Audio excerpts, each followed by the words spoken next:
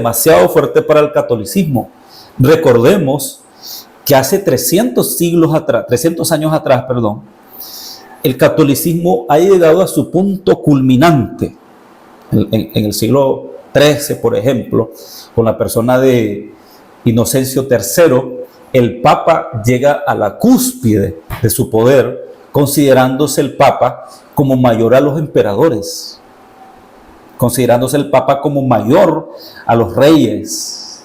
Y en Europa, el Papa que llegó a ese poder enorme, el Papa incluso destituyó a los reyes, que eran gobierno de países, de naciones enteras. Entonces, en ese auge tan fuerte del catolicismo, aparece el pensamiento reformador, acuñado previamente por los que históricamente conocemos como prerreformadores.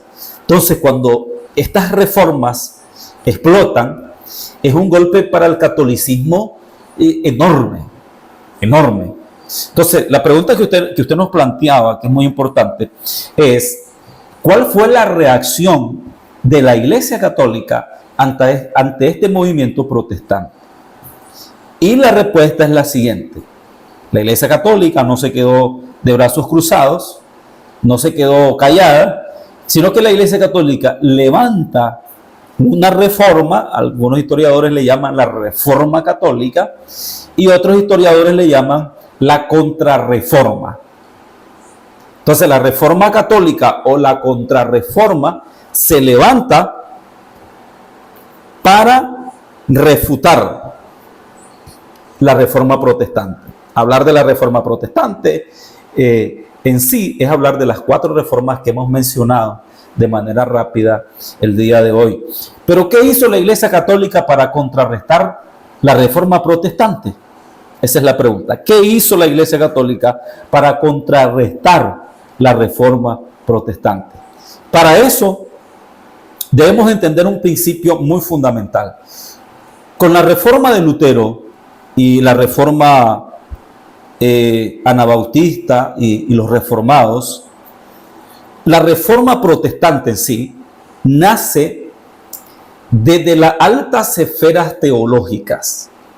Es decir, los máximos exponentes de esta Reforma Protestante son los mejores teólogos de la época.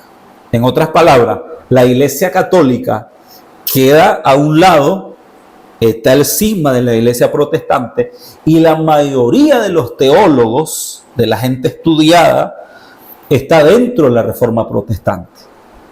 Entonces, la pregunta es: ¿cuáles serían los argumentos teológicos de la Reforma Católica para contrarrestar la Reforma Protestante, cuando la Reforma Protestante tiene los mejores recursos teológicamente hablando?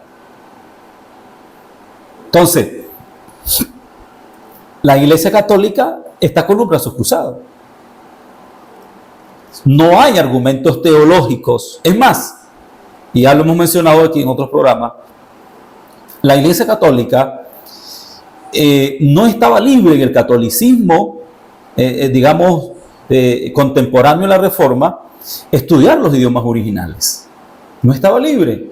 La gente estaba limitada a estudiar la Biblia, en la que había sido oficializada la Vulgata Latina muchos siglos atrás. Entonces, pero con la Reforma de Lutero, una de las cosas que yo le agradezco demasiado a Lutero, pastor, es que Lutero promovió el estudio de los idiomas originales. Martín Lutero promovió el estudio del hebreo, del griego y del arameo. Martín Lutero creía de que todo cristiano interesado por el estudio bíblico tenía que ir a estudiar los idiomas originales. Eso no pasaba con la Iglesia Católica. La Iglesia Católica, a lo contrario, la Iglesia Católica prohibía el estudio de los idiomas originales. La Biblia debía de leerse en latín, la misa debía de ser en latín, sin importar en qué país estuviera. Otro paso fundamental de Lutero es que Lutero promueve la traducción de la Biblia de los idiomas originales a las lenguas vernáculas. Esto no pasaba con la Iglesia Católica. La Iglesia Católica prohibía la traducción de la Biblia del idioma oficial, que era el latín, mucho menos de los idiomas originales, que fuera traducida a las lenguas vernáculas. Por eso el catolicismo, que hablaba latín, pues no tenía problema en digamos, que se hiciera la misa o que se hiciera la lectura de la Biblia en latín. Pero cuando iba a otras regiones, los sacerdotes hacían la oración, la misa en latín, y no estaba al alcance de la gente de esa región porque no tenían el mismo idioma. Entonces, a contrario a eso, la reforma de Lutero promueve la traducción de la Biblia de los idiomas originales a los idiomas de cada región. Pero la pregunta sigue en la mesa. ¿Cuál fue entonces la reacción de la Iglesia Católica o la Contrarreforma? Y aquí hay un punto importante, pastor. Y es que la Contrarreforma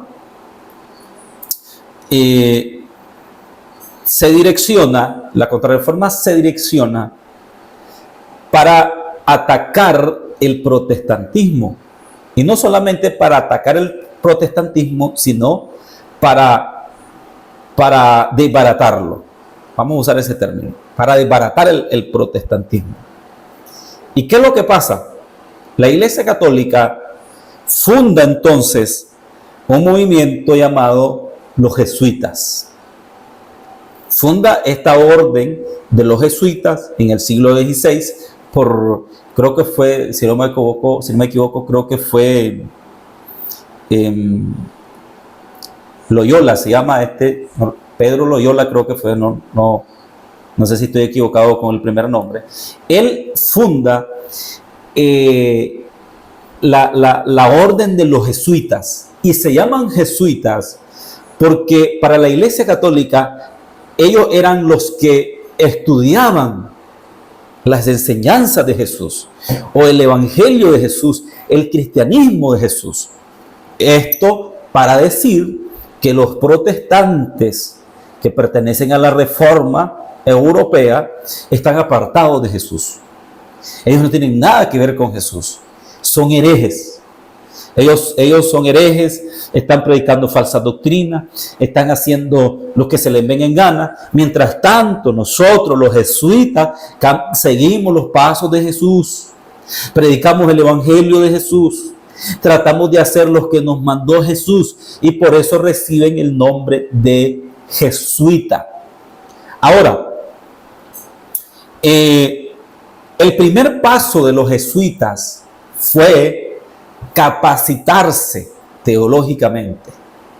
Ese fue el primer paso de los jesuitas, capacitarse teológicamente, porque aunque fuera una orden que se autollamaran predicadores de Jesús o predicadores del mensaje de Jesús, no iban a golpear la Reforma protestante, cuando la Reforma protestante tenía los máximos teólogos de esa época. Entonces, como desafío, surge en la orden de los jesuitas la preparación, el estudio. Entonces comienza a estudiar, centrar el estudio. Recuerde que para poder contrarrestar la Reforma, los pensadores de la Reforma, eso tenían que hacer.